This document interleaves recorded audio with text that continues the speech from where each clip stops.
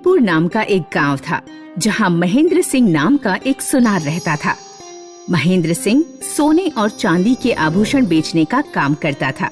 उसकी 2 जुड़वा बेटियां थीं, काया और माया। माया, जल्दी बाहर निकल, मुझे नहाना है। क्या हुआ बेटी, क्यों दरवाजा तोड़े जा रही है? माँ, मैं बाथरूम में जाने वाली थी कि माया बीच में घुस गई। अब निकल ही नहीं रही है। नहीं निकलूंगी। अब मैं तेरा नया चूड़ीदार सूट गर्म प्रेस से जला दूंगी। आजा आजा, मैं निकल रही हूँ। अब आई ना लाइन पर। काया और माया में बिल्कुल नहीं बनती थी। जब भी महेंद्र सिंह घर लौटता, दोनों लड़ाई झगड़ा करते हुए ही मिलती। पिताजी, काया ने आज मेरा सूट सलवार पहन लिया। इसे मैं पिछले सप्ताह ही गजेंद्र चाचा की दुकान से लाई थी।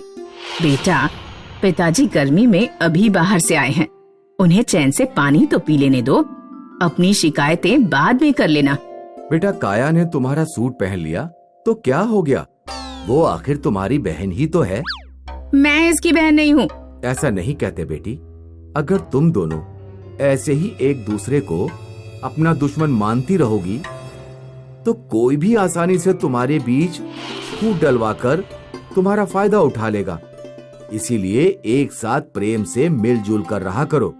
काया और माया अपने पिताजी की बात एक कान से सुनकर दूसरे कान से निकाल देती। काया और माया की चाची महेंद्र सिंह के परिवार से बहुत जलती थी। आए दिन वो अपने पति से झगड़ा करती। तुम्हारे बाप ने तुम्हारे साथ बहुत भेदभाव किया। तुम्हारे भाई महेंद्र को ज्वेलरी शॉप दे गए और तुम्हें सड़ी हुई कपड़ों की दुकान।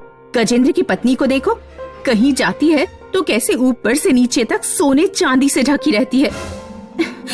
यहाँ तो एक सोने की चेन तक नसीब नहीं होती। पिताजी ने जो भी किया है ठीक किया है। भैया को ज्वेलरी शॉप दी तो हमें बड़ा घर भी तो दे दिया। तुम उन लोगों के लिए रोना बंद करो। इस दिवाली पर मैं तुम्हें सोने की चैन बनवा दूंगा। अरे, तुम कुछ नहीं कर पाओगे। पिछली दिवाली भी तुमने यही कहा था। मुझे ही कुछ करना पड़ेगा। एक दिन जब काया स्कूल से लौट रही थी तो उसकी चाची ने उसे अपने घर पर बुलाकर बैठा लिया। और सुनाओ काया, बहुत दुबली होती जा रही हो। क्या सुनाऊं चाची, पढ़ाई कर कर के मरे जा रही हैं। मैंने सुना है तुम्हारे माता पिता ने माया का रिश्ता एक लड़के से तय कर दिया है। ये तो तुम जानती ही हो कि तुम्हारा कोई भाई नहीं है, इसलिए तुम्हारे माता पिता ने ये निर्णय लिया है कि वे ज्वेलरी शॉप माया और उसके पति के नाम कर देंगे। नहीं, वो ऐसा नहीं कर सकते। अगर दुकान माया के पास चली गई तो मुझे क्या मिलेगा? तुम्हें कुछ नहीं मिलेगा। तुम्हारे माँ बाप तुम्हारे साथ बड़ा अन्याय कर रहे हैं। मेरी मानो तो आज ही घर जाकर दुकान के कागज जला देना। एक बार दुकान के कागज जल गए तो तुम्हारे माता पिता दुकान माया और उसके पति को नहीं दे पाएंगे। काया अपनी चाची की बातों में आ जाती है। उस रात जब उसके घर पर सब सो रहे थे तो वो चुपचाप उठकर बक्सा खोलती है और दुकान के कागज निकालकर जला देती है। अगले दिन चाची माया को अपने घर बुलाती है और काया की तरह माया को भी चढ़ा देती है। अरे माया, आओ बैठो, बड़े दिन बाद आई हो। मैंने सुना है कि तुम्हारे माता पिता ने काया का रिश्ता तय कर दिया है और दहेज में काया को घर दे रहे हैं। नहीं, ये नहीं हो सकता। अगर घर काया के नाम कर दिया जाएगा तो हम रहेंगे कहाँ पर? अपने माँ बाप के ना रहने पर तुम सड़क पर आ जाओगी। तुम्हारे माँ बाप तुम्हारे साथ बड़ा अन्याय कर रहे हैं। मैं तो कहूँगी कि आज ही घर जाकर घर के कागजात यानी बेमाना जला देना। माया भी चाची की बातों में आ जाती है और उस रात घर का पैमाना जला देती है। फिर उनकी चाची अपने पति से कहती है, अब तुम कचहरी जाओ और महेंद्र सिंह के घर और ज्वेलरी शॉप पर अपना दावा ठोको। उनके पास कागजात तो होंगे नहीं, इसलिए वे साबित नहीं कर पाएंगे कि घर और दुकान उनके नाम है। अपनी पत्नी के कहने पर गजेंद्र सिंह महेंद्र की दुकान और मकान पर अपना दावा ठोक देता है। एक शाम महेंद्र बहुत दुखी और चिंतित हुआ घर पहुंचता है। क्या हुआ? इतने उदास क्यों हो? गजेंद्र ने हमारी दुकान और मकान पर दावा ठोका है। जरा बक्से से मकान और दुकान के कागज ले आओ। काया माया की माँ बक्से में कागजात ढूंढती है, लेकिन उसे मिलते ही नहीं है। महेंद्र और उसकी पत्नी सारे घर में कागज ढूंढते रहे, लेकिन कागज घर में होते तो मिलते, वे तो पहले ही जलाए जा चुके थे। महेंद्र को अगले दिन खाली हाथ ही कचहरी जाना पड़ता है। महेंद्र सिंह, कोई सबूत है तुम्हारे पास कि तुम्हारे पिता ने मकान और ज्वेलरी शॉप तुम्हारे नाम की थी? जज साहब, मेरे पास कोई सबूत नहीं। दुकान और मकान के कागज पता नहीं कहां चले गए। बिना सबूत के ये नहीं माना जा सकता कि घर और ज्वेलरी शॉप तुम्हारी है। घर मैं तुम्हारे पास ही रहने देता हूं, लेकिन तुम्हें ज्वेलरी शॉप बेचनी होगी। बेचकर जो रकम मिलेगी उसमें से आधी रकम अपने भाई गजेंद्र को देनी पड़ेगी। महेंद्र रोता हुआ अपने घर पहुंचा। हमने अपनी ज्वेलरी शॉप खो दी। तब काया और माया को अपनी गलती समझ में आती है। वे रोते हुए अपने माता पिता को सब बताती हैं। ये सब हमारी वजह से हुआ है। चाची ने हमें एक दूसरे के खिलाफ भड़काकर कागजात जलवा दिए थे। हमें माफ कर दो पिताजी। अगर हम मिलजुल कर प्रेम से रहते तो चाची कभी हमारा फायदा नहीं उठा पाती। दुकान तो गई बच्चों, लेकिन मुझे इस बात की खुशी है कि तुम दोनों ने जिंदगी का एक महत्वपूर्ण सबक सीखा। अब तुम दोनों रोना बंद करो। मेरी असली दौलत तो मेरा परिवार है। मैं कोई दूसरा धंधा कर लूंगा। उस दिन के बाद से काया और माया लड़ना झगड़ना छोड़कर मिलजुल कर रहने लगती हैं। मेहंदीपुर गांव में प्रियंका सोनम नाम की दो बहनें रहती थी, जिनके सिर आपस में जुड़े हुए थे। सिर जुड़े होने के कारण दोनों को सभी काम साथ साथ करने पड़ते। साथ में खाना, साथ में सोना, साथ में घूमना। पापा, क्या हम दोनों के सिर जन्म से ही जुड़े हुए हैं या आपने बाद में फेविकोल से जोड़ दिए? नहीं बेटा, मैंने नहीं जोड़े, ये जन्म से ही जुड़े हुए हैं। कभी कभी प्रियंका सोनम के बीच लड़ाई भी हो जाती। मुझे पार्क में घूमने जाना है। मैं नहीं जा रही, मुझे रूम में बैठकर मुंशी प्रेमचंद की कहानियां पढ़नी है। अरे बेटा, तुम दोनों आपस में लड़ क्यों रहे हो? पहले तुम लोग पार्क में घूमाओ और फिर रूम में बैठकर कहानियां भी पढ़ लेना। एक एक करके दोनों काम कर लो। एक दिन प्रियंका सोनम की माँ ने उनके पिताजी से कहा, हमारी दोनों लड़कियां अब बड़ी हो गई हैं, इनकी शादी के लिए लड़का ढूंढना शुरू कर दीजिए। लेकिन मेरी समझ में नहीं आता, अगर दो अलग अलग लड़कों से इनकी शादी करें तो ये साथ में कैसे रह पाएंगी? दो अलग अलग लड़कों से शादी करने की जरूरत नहीं है। एक ही लड़के से दोनों की शादी होगी। इसके अलावा और कोई उपाय नहीं है। प्रियंका सोनम के पापा कई घरों में रिश्ता मांगने जाते हैं, लेकिन हर जगह उन्हें निराशा ही हाथ लगती है। देखिए राम सिंह भाई साहब, सिर जुड़ी लड़कियों को अपनी बहू बनाने में हमें कोई परेशानी नहीं। बस 20 लाख दे दीजिए, हम शादी कर लेंगे। मैं गरीब किसान, इतने पैसे कहां से लाऊंगा? तो फिर ये शादी नहीं हो पाएगी। राम सिंह अपने घर पहुंचता है। आज 12वें परिवार से बात फेल हो गई। कोई सिर जुड़ी बहनों को अपनी बहू बनाने के लिए तैयार नहीं है, और अगर कोई तैयार भी है तो मोटी रकम मांग रहा है। मुझे तो समझ नहीं आ रहा क्या करूं। पिताजी, आप परेशान ना हो, हम बिना शादी किए रह लेंगे। ऐसा नहीं कहते बेटी, कभी न कभी कोई ना कोई लड़का जरूर मिलेगा। प्रियंका सोनम के गांव से 20 मील दूर सहारनपुर नाम का एक गांव था, जहां चिंटू और चमन नाम के दो दोस्त रहते थे। दोनों गांव में खूब मौज मस्ती किया करते। आज किस खेत के गन्ने खाने हैं? आज रामदास काका के खेत के गन्ने खाएंगे, लेकिन वो अपने गन्नों की रखवाली करने के लिए अपने खेत में ही सोते हैं। कोई बात नहीं, उन्हें उनके खेत से ना भगाया तो मेरा नाम भी चिंटू नहीं। चिंटू और चमन अपने सिरों पर डरावने मटके पहन लेते हैं और खेत में खड़े होने वाले पुतलों का भेष धारण करके धीरे धीरे रामदास काका की खटिया के पास बढ़ते हैं। रामदास काका खर्राटे मारकर सो रहे थे। उठ जा रामदास। रामदास काका की आंख खुलती है तो वे अपने सामने दो पुतलों को हंसता देखकर पूरी तरह डर जाते हैं। अरे कोई बचाओ।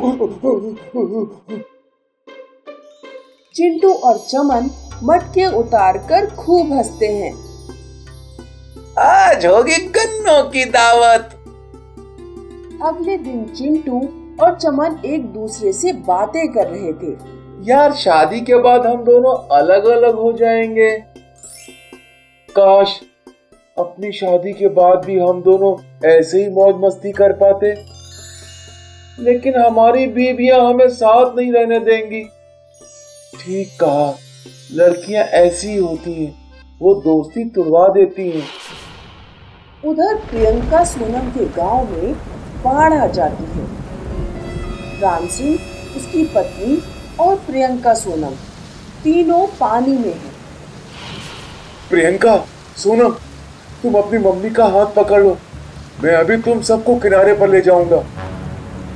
राम सिंह अपनी पत्नी का हाथ पकड़कर सबको किनारे की तरफ ले जाने की कोशिश करता है, लेकिन तभी प्रियंका का हाथ अपनी माँ के हाथ से छूट जाता है और बाढ़ उन्हें अपने साथ बहा ले जाती है। मेरी बच्चियां। आप हिम्मत ना हारे, भगवान उनकी रक्षा करेगा। उन दोनों को तैरना नहीं आता, बेचारी कैसे बच पाएंगी। उधर प्रियंका सोनम बाढ़ में बहती हुई चिंटू चमन के गांव सहारनपुर पहुंच जाती है। चिंटू और चमन बाढ़ में फंसे लोगों को किनारे की तरफ लाने में मदद कर रहे थे।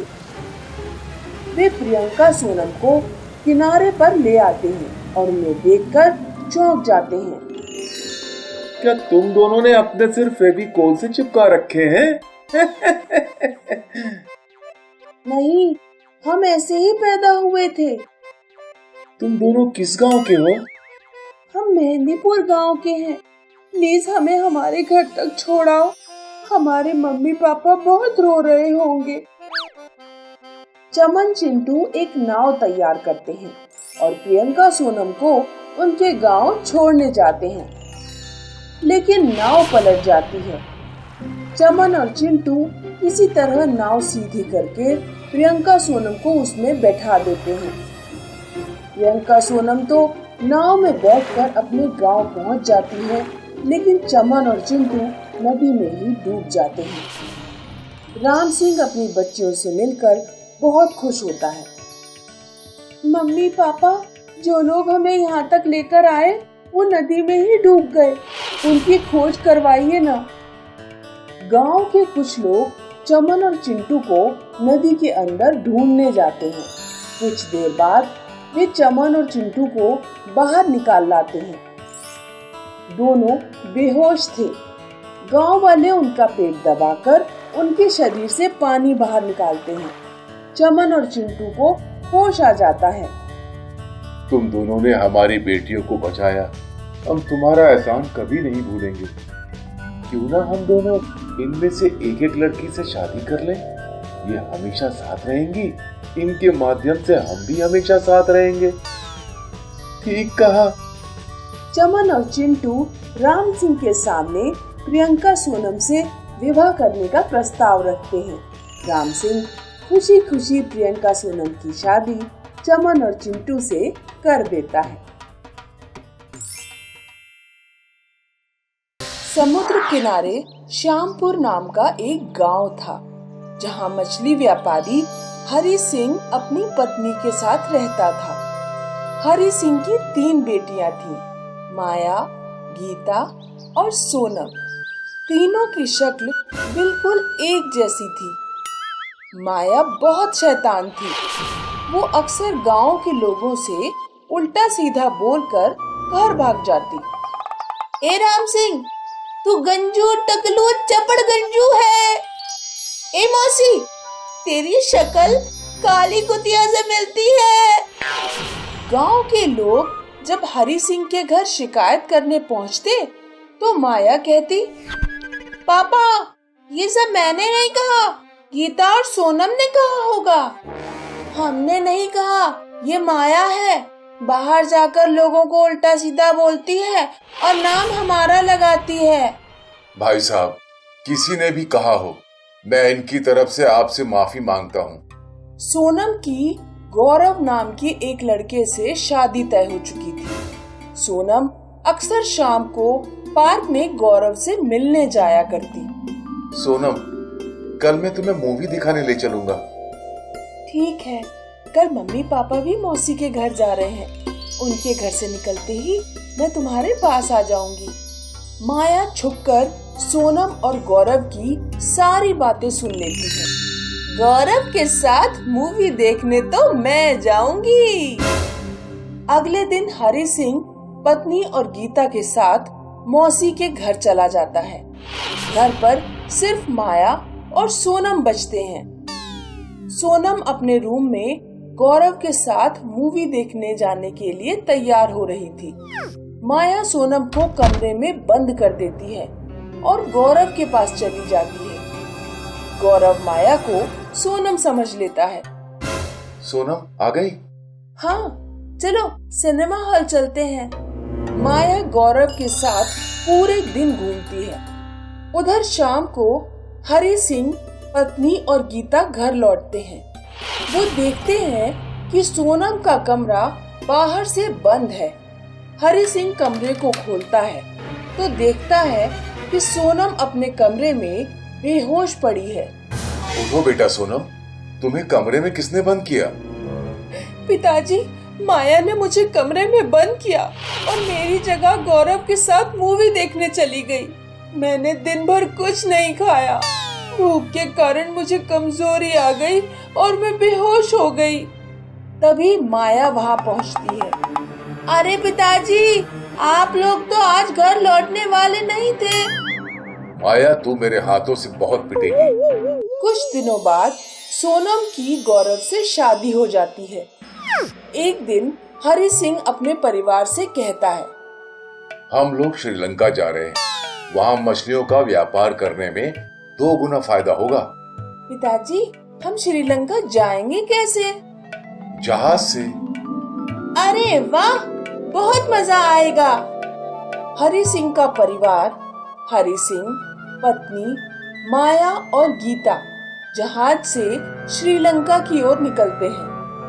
जब जहाज बीचों बीच समुद्र में था तो समुद्र में तूफान आ जाता है। जहाज डूबने लगता है।